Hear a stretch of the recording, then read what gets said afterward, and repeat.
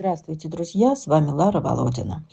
И начну я сегодня с хорошей новости. Наша мамочка, недавно прилетевшая, уехала в семью в Подмосковье. Та самая Кузенька, Кузька, обрела дом. Огромное спасибо Алине, которая, несмотря на своих имеющихся троих животинок, отреагировала и на нашу девочку и пригласила ее к себе. Вот это я понимаю. И порядок, и дисциплина, и контроль. А назвали ее «Капля». Пусть все сложится у этой настрадавшейся девчушки. Ей так нравится быть в тепле и класть в ладони, в колени хозяина свою мордочку и рассказывать о своем прошлом. А перед отправкой мы ее простерилизовали, и сразу, еще в попоне, она поехала в семью. Ведь восстанавливаться всегда лучше в заботливых руках. Пусть все сложится у этой настрадавшейся девочки. Будь счастлива. Друзья, вот только что позвонила знакомая. Ехала по оживленной трассе в 1000 километрах от Москвы, удаляясь вглубь страны на восток. И на обочине дороги, прижавшись к земле, лежала вот эта рыжая красота, а мимо неслись фуры и никаких рядом домов. Вариант у собаки только один – под колеса машины. Она не понимает, где она и что делать. При этом игриво, завидев остановившихся людей, стала и радоваться, и играть, и бояться. Звонит девушка эта мне, понимая мою ситуацию и что я не возьму, и слезно спрашивает, что делать. То есть я за 3 минуты должна дать ей ответ. Скажите, что надо было сделать мне? Что ей ответить? Сказать любимое всеми слово «не знаю» и отмахнуться? И этим подписать приговор этой девчушке? Ведь ее оставят там, и я не увижу ее раздавленной. А значит, и нет проблем. Я сказала ей, чтобы она ее забрала. И, проезжая мимо любого города, посадила ее на поезд до Москвы. Да как угодно, как хочет. А пока срочно искала ближайшие города, поезда, расписание. Да, конечно, хорошо, что не погибла, но какая же тяжесть у меня. И поступить иначе я не могла.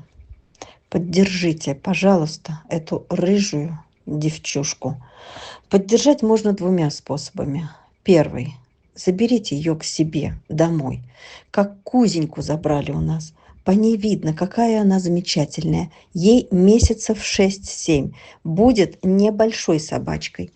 И второй вариант, второй способ поддержать. Если не в семью, то помогите оплатить передержку. Грустно и печально говорю я. Друзья, хочу показать кратенько вам, что две мамки со своими котятками улетели в Питер. О них мы рассказывали в прошлом ролике. Найти пассажира сейчас дело нелегкое. Ждем порой по месяцу. Ну вот этих смогли, отправили. Они уже обустроились, едят специальный корм для кормящих, чтобы было молоко и чтобы были здоровы. За передержку 2 пометов оплатила. Спасибо всем, кто помогает, и кошечкам тоже. Мамочки обалденные, умные, благодарные, нежные. Такими растят и деток своих. Хочу добавить, что спасать получается только, когда решение принимаешь оперативно. Не 3 дня и не неделю, а в течение часа забираешь их с опасных мест. Иначе всегда будет поздно.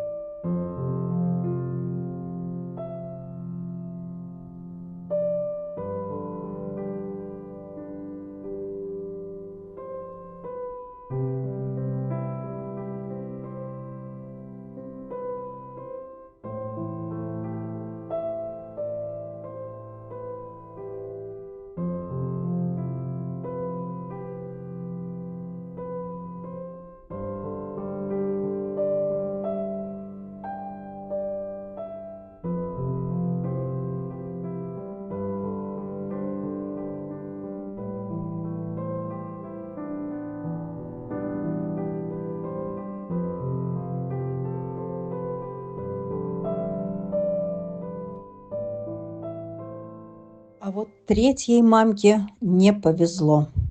Ее кто-то забрал с улицы, где-то посадили и не занимались индивидуально. Пересиживала без присмотра. Также без присмотра у кого-то в ванной она через 3 дня родила. Обо всем этом я узнала за несколько часов до самолета. Уже прошло пару недель. Она должна была улетать также в Питер. Думала с котятами и отправим. Но, увы, кошка заболела. Молоко исчезло или его не было. Котята стали умирать. Кошка никуда не полетела. Вместо нее улетели другие 3. А эту кошку в клинику. Капельницы, анализы.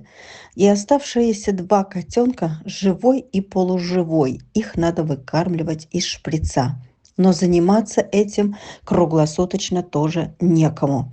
Анализы показывают не в норме печень и другие проблемы с органами. Только переливание крови может дать шанс на жизнь. Кровь можно взять только у здоровой крупной кошки, а там все истощенные или переболевшие, или те кошки, хозяева которые не дадут свою кошку. И вот сейчас уже 2 дня борются за ее жизнь. Стационара в Якутске нет. Смеси для грудничков в магазинах также не продают. Нервы одного человека на пределе. Остров Якутск с отсутствием правильной диагностики и адекватного лечения. Уже в 2 клиниках вижу неверное лечение. Анализ ПЦР там не делают. О чем можно говорить дальше? Методом тыка на авось попробуем по нашей схеме, которую видим по одному жалкому анализу здесь, мы в Москве. Помогите, друзья, на лекарства, на приемы хоть элементарного лечения. В любом случае надо покупать гиптрал и антибиотик, а также капельница от обезвоживания тоже стоит денег. И переливание крови также. Ну и в завершении покажу парочку собак в ППЖ. Надо же было моим глазам увидеть глаза этих собак. Ведь почти не смотрю туда. Первый раз я их увидела, онемевших от ужаса, который был перед ними аж в октябре. Перед ними лежала собака после операции, в наркозе, без сознания, на мокром полу без попоны, в первые морозы. Я закрывала эту картинку, потом снова открывала, приближала и видела, как они смотрят на принесенную им жертву без сознания. Они смотрели с испугом, они отворачивались, они не накинулись на нее, как обычно, на слабого. У них больше мозгов и сострадания, чем у человека. Ну и все. Дальше я уплыла и постаралась забыть, так как помочь не могу. Но глаза их до сих пор стояли перед моими глазами. Они понимали, что они будут следующие.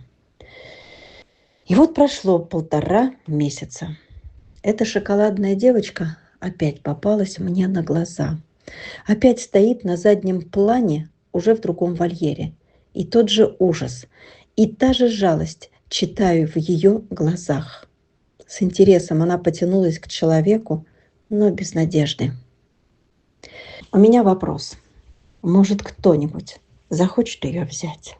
Ведь привезем. Только напишите. Я очень прошу вашей помощи. Всегда кого-то спасаю, поддерживаю, перевожу. Без вашей помощи спасений не будет, а спасенные просто умрут с голоду.